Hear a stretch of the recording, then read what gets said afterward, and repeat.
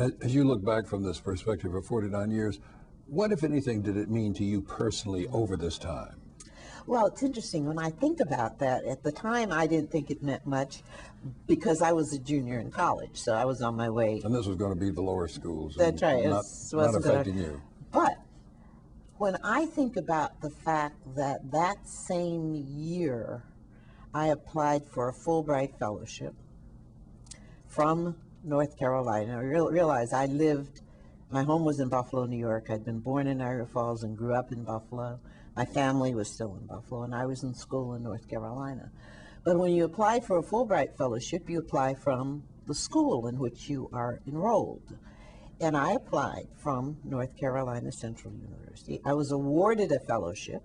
I was the first person from North Carolina Central ever to be awarded a fellowship. I was the first African American from North Carolina to be awarded a fellowship. I was the first person from Buffalo, New York. And when you think that that was just 49 years ago, that had to have been in part inspired, in part encouraged by what was being projected as a shift in social behavior and social policy brought on by the Brown decision.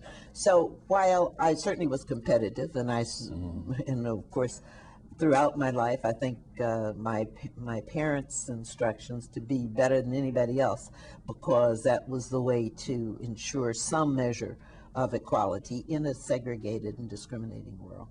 So I think that I don't think there was any question that I merited it, but why there had been straight A students before me who had applied, who did not win. So there has to have been some impact, some effect of the Brown decision on a lot of things like that. And I think that for me, the Fulbright Fellowship and the access to this whole new environment of learning and of interaction, I think that was afforded in part by what was happening nationally, by the fact that the Supreme Court said you can't discriminate against people because it's unconstitutional.